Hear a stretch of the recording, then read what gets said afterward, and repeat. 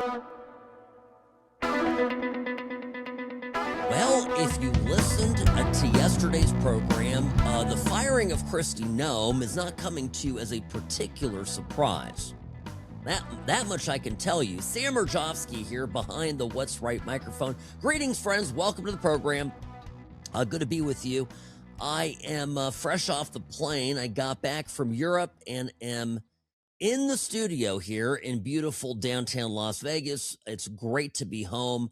The weather is stunning. It's perfect. It's fabulous. And there's a lot to talk about. Oh boy. Let's get this started. Sam at what'srightshow.com. My email at what'srightsam on X. So what we know is, or at least what we've heard, is that Trump was incensed when he saw Kristi Noem testify on the Hill that the self-promotional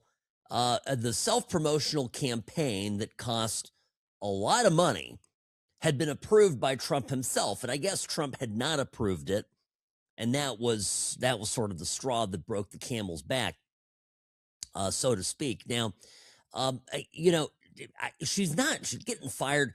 She's being removed from her post at DHS and being put in as a special envoy for the Shield of the Americas. This is a new security initiative in the Western Hemisphere. It's going to be announced on Saturday in Florida.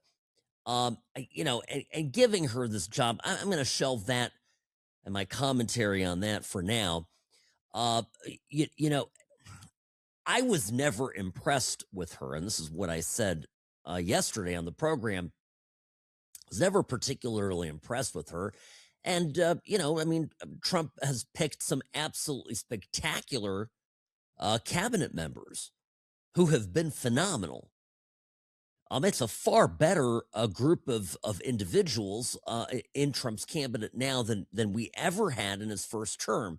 So they can't all be winners, and this is how these things go. But the $220 million taxpayer-funded ad campaign, that was the last straw. Oklahoma Senator Mark Wayne Mullin is set to replace Kristi Noem effective March 31st. Now, one of the things here to note is that Mullin is in Oklahoma. There, the governor is kind of a squish, and my concern is, I know some of you have reached out to me and said, Sam, well, what happens now, and aren't we, we can't afford to lose anybody in the Senate. We're going to get a Republican to replace Mullin, but the problem is that the person that will come to be named to serve out the balance of his term will be a Republican, but is not going to be the kind of Republican that you and I want, and that is my concern. So I'm putting that out there. Some people have mentioned, speaking of the Senate, that Noem ought to take John Thune's seat in South Dakota. Should go back to South Dakota and run for against Thune, I suppose. Well, it's not going to happen. And by the way, that's where the real drama is. Let me tell you, folks, it's not about DHS. The real drama right now is figuring out what Trump is going to do in the Texas Senate race. Now, as I sit here and record it, he has not made an announcement yet if he's going to back Cornyn or if he's going to back Paxton. Now, Paxton, late yesterday, said that he basically is going to stay in the race no matter what. And that ticked Trump off. He goes, well, Trump said, well, maybe this just makes my mind up for me, and I'll go the other way then. But I can tell you that everyone, me included, is beside themselves over the idea that Trump would endorse Cornyn. Now, the thinking behind it is that Trump has made a deal with Thune, the Senate Majority Leader, And the deal is he'll endorse Cornyn in exchange for getting the filibuster wiped in order, just for the SAVE Act, to get the SAVE Act across the finish line. The problem with this is you just can't, and I presume Trump knows this, but you can't deal with the rhinos this way. These people are snakes. Thune is a snaky guy, okay? So what they're going to do is Thune's going to say, yeah, we'll do my best. I'll get it passed. I can't guarantee it, Mr. President, but I'll do everything in my power to get voter ID, the SAVE Act passed, and he'll give it some amount of effort, but that it'll get scuttled some way along the line. And mark my words, that's exactly how that's going to play out. So I think Paxton ought to stay in. I got to stay in. And by the way, we should not be like the Democrats. If you go back and the, definitive autopsy on 2016 for the Democrats was that the party put its, thumb on the scale and selected Hillary Clinton, even though the energy of the base of the party was supporting Bernie. And in the end, I think that's what doomed her. In the end, even Democrats weren't excited about their nominee. That was a little complete lack of energy. And this is what I worry would happen in Texas. Now, the Talarico guy, speaking of the Texas Senate race, this guy's a nut. I don't, we were so focused. I mean, I wasn't, but people out there focused on Jasmine Crockett, who was also running in the Democratic primary. She lost to James Talarico, who's an absolute, this guy's a radical, folks. He's a radical. And I want to defeat him. Now, I'll give you some details about Talarico here in a second, but there's two schools of thought on how you win as a Republican. And one school of thought is, well, you don't want to pick the more extreme candidate, the guy that's got a, has some marks against him, meaning Paxton. Sam, you want to go with the guy, the proven guy, the John Cornyn. He's a middle of the road Republican. He's going to have appeal cross party. And by the way, if we listened to this advice, Trump would not have been elected in 2016, and he would not have been elected in 2024. That's just it. Trump demonstrated that you actually can be a firebrand, and you can actually stand for something, and you can actually kind of push the limit and win and become popular, and immensely popular for that matter. And this is what worries me is there are a lot of people that are in Trump's ear, and there's plenty of people that agree with me and likely with you that we don't need more rhinos in the Senate. We need to win, and we certainly don't want to turn the seat over to a Democrat. And while I may not be thrilled about Cornyn, and I wrote this on X, a day or so ago, I wrote that, if I was in Texas, if I was living in Texas, and in the end it was Cornyn versus Talarico, for me it's a no-brainer. I don't have to like Cornyn, but no way you let a guy like Talarico in. So by the way, a lot of clips now coming out of Talarico from the past several years. He's been in the Texas House. Back in 2018, he was 29 years old. He flipped a Texas House district. Now, it's District 50. It covers parts of Austin. Austin is very progressive. But he got it to flip from Republican to Democratic control, and he's been in the state house since then. He's currently in the seminary. He is actually pursuing an education to become a pastor. He's an aspiring preacher, and boy, does he like to preach. In fact, it's some of his sermons that are popping up and making the rounds. And of course, he's, what is this, a Master of Divinity at the Austin Presbyterian Theological Seminary. Presbyterians, bless their hearts, are a progressive bunch, a lot of them. And so he's up there. He's well, you've seen it. He's made the arguments that actually, abortion is well. Here, I'll play one of the clips. I'll play it instead of me characterizing. Here's well, how about trans abortion care? I mean, the first thing you're worried about with trans people is make sure they've got access to abortion, right? And making that argument in a church seems like a perfectly reasonable thing to do. Before we go further, I want to acknowledge that our trans community needs abortion care too. Defending trans Texans is something we have to do every day at the state capitol. And you better believe I'll be giving sermons on that too. So when I use the word woman, it should not be understood as an exhaustive term, but rather as a lens through which to understand, examine, and interrogate patriarchy.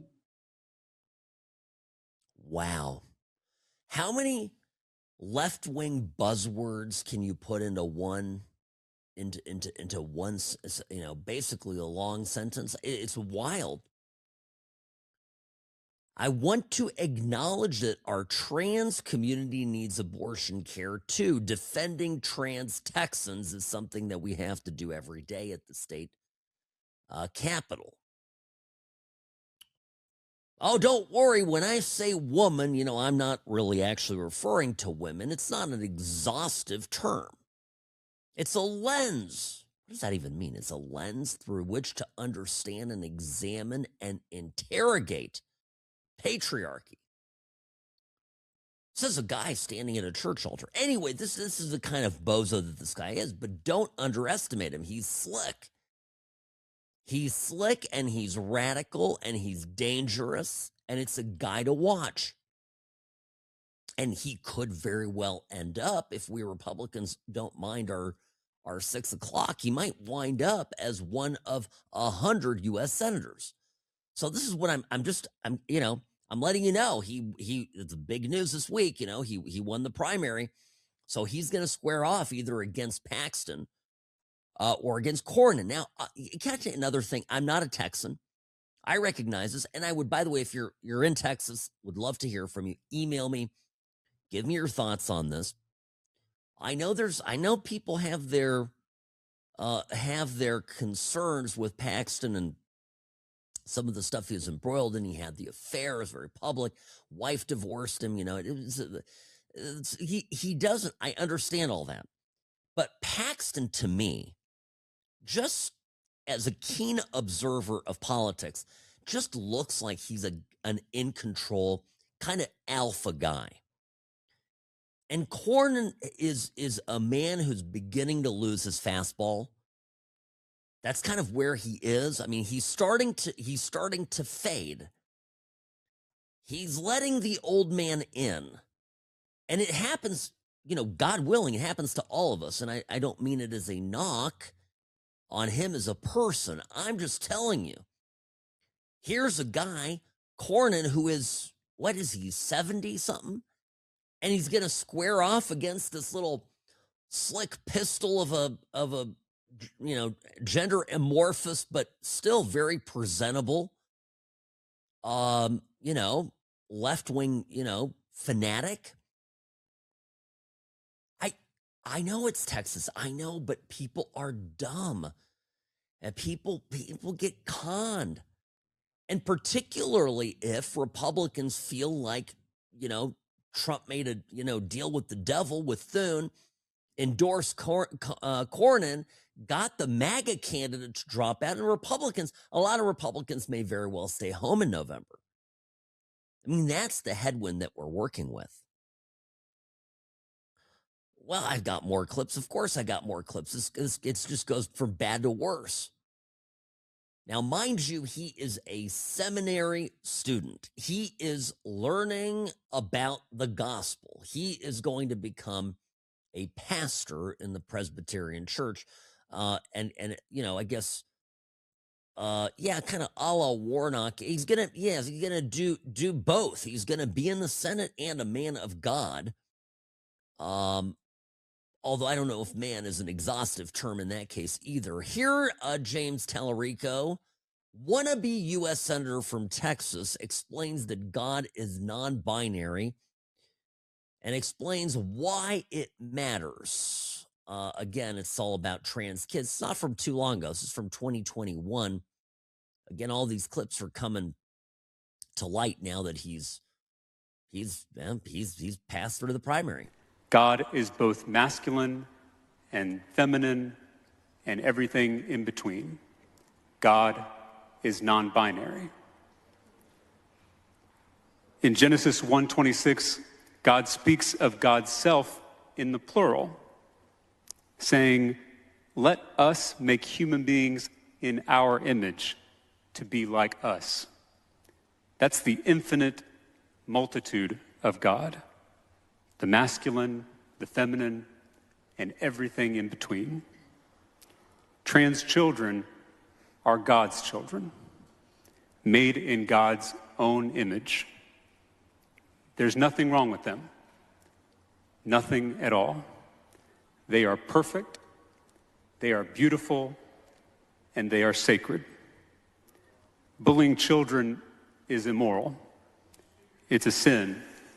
A special kind of sin. Now, these kids are so perfect that they then have to have $80,000 surgeries. They have to be given terrible chemicals that alter their physiognomy, that many believe is certainly created by God. This is so apt. I mean, you could be, of course, the political component of this was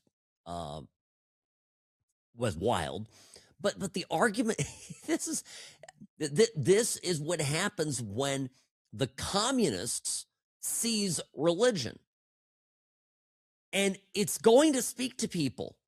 It already has, right? He already was able to win in probably a little bit more of a liberal district, but there's a Republican in that district before this guy came around. And it's with this fake Christianity, kind of knockoff Christianity, if you will, wrapping himself in this, calling himself a pastor. Here, James Talarico, it's not clear when this happened, but it's also one of the clips that's circulating on social media, talking about how Jesus helped him reckon with his whiteness. For me, prophetic voices like Jesus have helped me reckon with my own whiteness, my own masculinity, my own certainty, my own ego. It's a never-ending process, and it's a painful process. I got it. So here's what happens. According to the God that liberals know, no, whatever the hell Talarico's learning in the Presbyterian seminary, this God thinks that trans kids are perfect, but in order to achieve perfection, they actually need to be chopped up and given a ton of chemicals. And then same on the other hand, of course, a white person is somehow less perfect by virtue of their whiteness. Yeah, I mean, so isn't he perfect as a child of God too? Aren't white people made in the image of God just like everybody else? I mean, this is where this stuff just really goes off the rails. Okay. All right. I got to take a break here. Quick time out. Sam Mirejovsky here on the What's Right Media Network. Sam@what'srightshow.com is my email. This show, as always, brought to you by Sam and Ash Injury Law. In a crash, call Sam and Ash because you deserve what's right. I'm the best. Personal injury law has been the same for a long time. The best. Big egos, greed, and sleazy schemes. We've had enough. Welcome to Sam and Ash, the new standard for personal injury law, where things are done the right way, because you deserve a team that delivers real support and results. When you have both, your whole world can change. Sam and Ash Injury Law, because you deserve what's right. You know, when everybody was running around talking about how that men are thinking about the fall of Rome, all these men thinking about the fall of Rome, I always think about, constantly, every day, I think about how lucky we are that Kamala Harris didn't become president. And even more so now that he's been testifying on the Hill, grateful that Tim Walz didn't end up being our vice president. My gosh, what a bozo. Sam Mirejovsky here on the What's Right Media Network. Great to be with you. Now, all right, let me just say this. So Walz was on the Hill, and it got questioned about all sorts of things, including fraud. There's a moment where he gets asked about driver's licenses for illegal immigrants.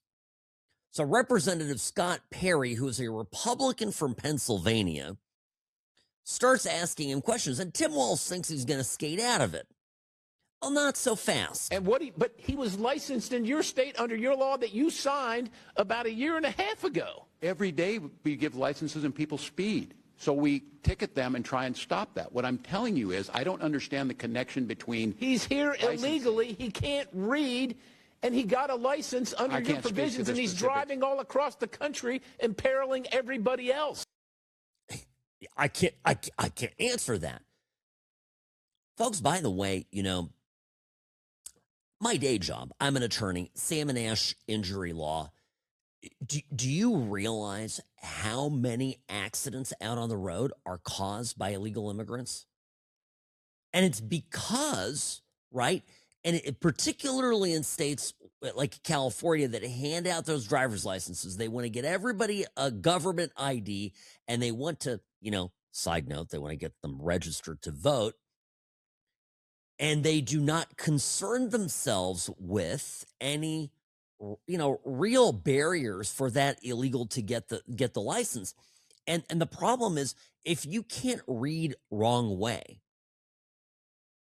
you may end up going the wrong way. And that's just how it is. If you think about it, a large number of our signs on the road, and actually do this, start driving around and think about it. Look at the signs and go, well, I know what that means because I can read it, but maybe I take it for granted. If I can't understand English, I don't know what that sign says. And there are accidents like this that happen. By the way, and I'll say this here on behalf of Sam and Ash Injury Law, what happens when you get hit by an illegal immigrant? What do you do? Because a lot of times they're got a license, they're not insured, okay? And the car is a complete POS, right? Just a trash on four wheels. And they smash into your car, and they don't even want to hang out at the scene. If you suspect anything like this, make sure you get the police there. And if the police get on the phone with you and start saying, well, we can't get injured, whatever, tell them, I think the person wants to leave. They want to leave the scene. And be sure to record, get your camera out and get video of the driver, of the car, obviously of the license plate. And then that's at the scene. Now, what a lot of times happens when there's no insurance, and this is where hiring an attorney actually helps, because we get clever at looking at things. I had a case recently it was an illegal immigrant driver, but he was actually turned down on a work errand. So even though he didn't have insurance, we were able to loop in the insurance from the employer. mean, hell, they hired an illegal guy and didn't check to see if he had insurance and had him running around town. So, I mean, I don't feel bad about going after that insurance policy because, they're responsible. But these are kind of things that most people don't know. So real quick word here, Sam and Ash injury law. If you're in an accident, there's so many complex things that can happen. It's not a do-it-yourself project, okay? This is not like fixing, the sink. You're handy, you're smart, you know how to do things. Don't try to do this on your own. You will waste hours, weeks, maybe months of your life, and then end up thousands of dollars upside down. Sam and Ash Injury Law, the only law firm to trust for your injury case. 800-304-2000. 800-304-2000. samandashlaw.com. No recovery, no fee, no money up front. It won't cost you anything out of your pocket. So just upside, because you deserve what's right. All right, folks. Did you see this, Robbie? I was going to bring this to your attention. We haven't talked about this in prep. Breaking news, late Thursday. Speaker Mike Johnson got up and apparently sat down the Tony Gonzalez, congressman from San Antonio. This is the guy who I guess was having an affair with a staffer. It's a married guy having an affair with the staffer. The staffer, she killed herself, burned herself alive, which is self-immolation. I think it's one of the more brutal ways to go. The whole thing is tragic, but did you notice they just sat him down and asked him to drop out of his reelection bid? And my 10 cents on this is that they all knew about this affair before. Let me explain to you folks a little bit about how DC works. You think that this thing was a secret? Nah, I don't believe that for a minute. I don't. I think that they've got their eyes on everything. Okay, the House Whip, the whole off. So what happened was it became public. This is how these things typically go in politics. When nobody knows about it, it's something that they can use against him, and they have him compromised. It happens on both sides. Okay, Republicans, they gotta get the votes. You got a majority, it's a slim majority, you gotta get the votes. What better way to get the votes and get a certain congressman to do your bidding than if he knows you know about some of his dirty secrets? But the minute it's out, it's not useful anymore. Now it becomes a liability. So it's my take. I'm not saying that's exactly what happened, but just the timing of it, right? Telling him to drop out. Well, of course, I've got to mention this too. This is a local story. I'm basically at the tail end of my visit to the Czech Republic, and it actually got briefly international attention. There was a Canadian tourist who was at the Flamingo Hotel here in Las Vegas. And this guy, his name is Mitchell Fairbairn, 33 years old, from Ontario, Canada, kidnapped a flamingo. Well, it's a Flamingo Hotel. They've got a little exhibit with real live flamingos. It's not, okay, so what are you saying? It's bird napping? All right, he bird napped, whatever. And then there's footage of him grabbing it by the neck, and I guess he broke its wing, and this is a horrid story. But Robbie, was under the impression that because of Trump, Canadians weren't visiting Vegas. I mean, this story had me just confused across the board because I thought we heard that because of Trump's tariffs and how hard he's been going on Mark Carney in Canada, that the Canadians have given up on us. Apparently not.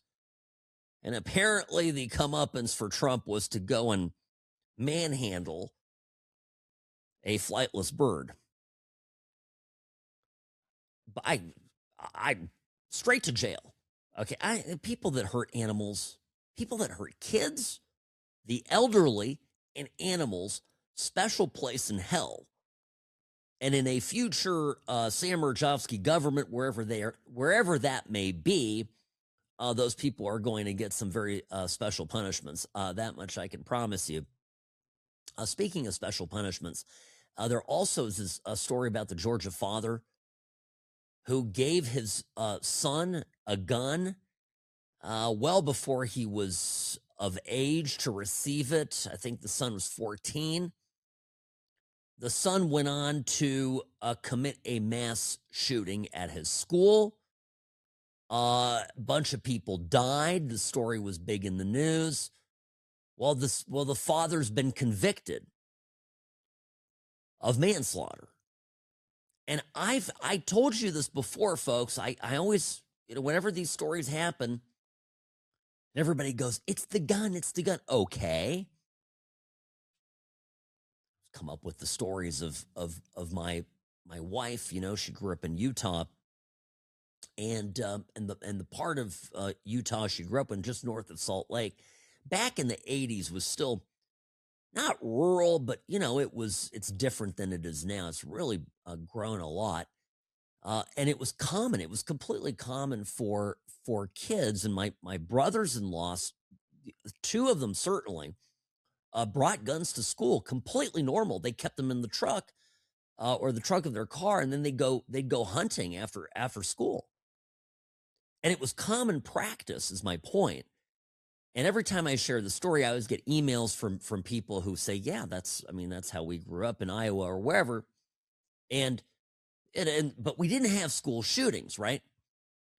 And almost always, I'm not going to say always, but a lot of the time, there's always some cretinous parent, indulgent parent, blissfully unaware parent, parent who's like, this father actually supplying the weapon, and parents were going through a nasty divorce, and as a factor in it, certainly. But anyway, going after the parents for civil and criminal liabilities is the way to go.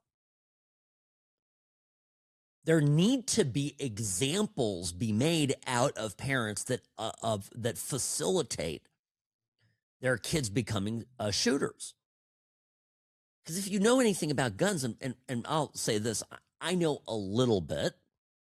And producer Robbie here, he is a red-blooded American, and he knows a lot of bit about guns. And every time there's one of these shootings, and it's some kid who's in high school or fresh out of high school, 20, 21, whatever it is, and they start talking about his kit and all the weaponry that he had and the bullets, and everybody focuses on it. Oh my gosh, I could buy all this. This is America. We need controls on this. But what Robbie and I are hearing, we talk about this, right, Robbie? Don't we? Like every time there's a shooting, we talk about, where the hell did the money come from? Like, how did he afford that? Because we're looking at it, I'm like, that's thousands of dollars. I'm not sure. I'm not sure I've got that in my budget. And then it's bulky and it's big, and little Johnny lived at home with mom and dad, and he was 18, 19, but he lived at home, and like, was he just amassing an arsenal in his dark little room, and his parents had no idea? But he was taking money. Like, all of this, right? Hold parents accountable. We as conservatives ought to believe in, we do. We believe in accountability, personal responsibility.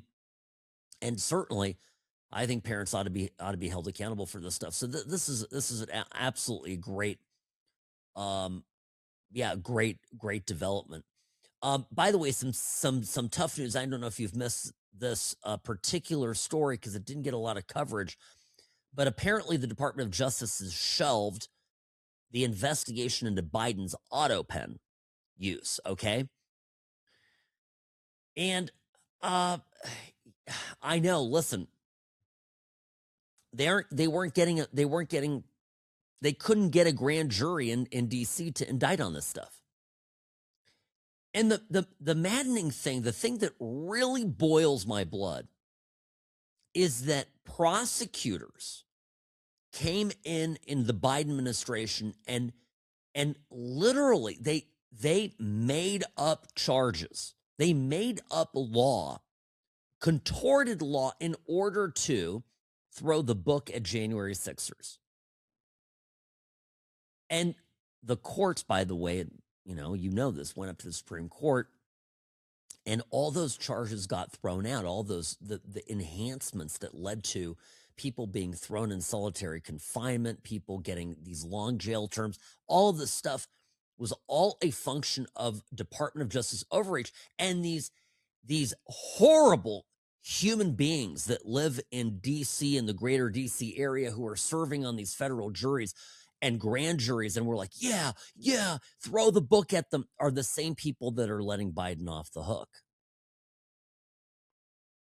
And yeah, if that makes you angry, I'm angry too. I don't know what the solution is, except to continue to gut the federal bureaucracy and strip the dependence that you have in the greater, Washington, D.C. area on the federal government, and hope to goodness that the libs move away. But I don't think that's really going to happen. Not too quick.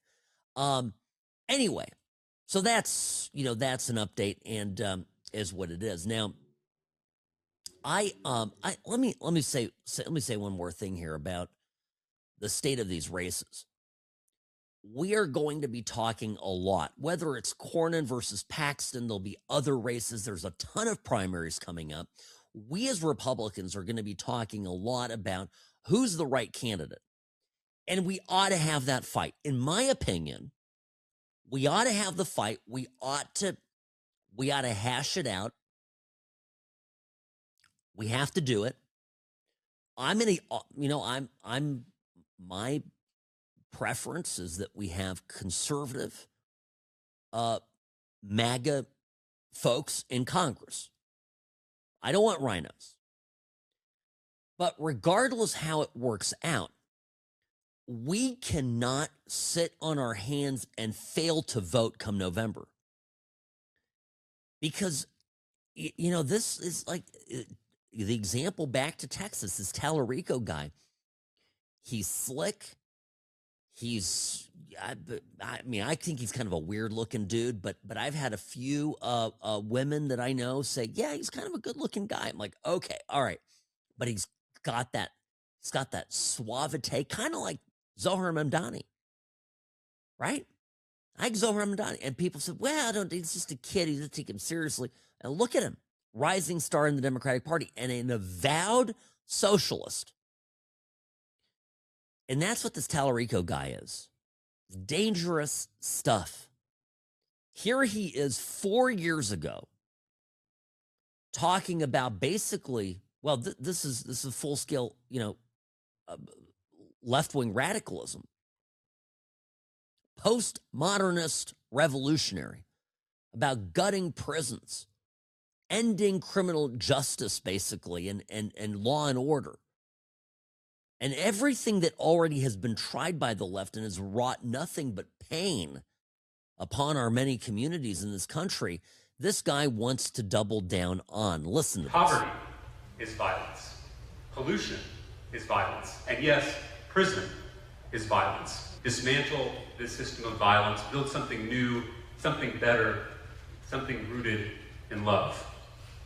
It's hard to imagine a world without prisons, but it's also hard to imagine a world without telegrams and cassette tapes. Just because it's hard to imagine doesn't mean you shouldn't.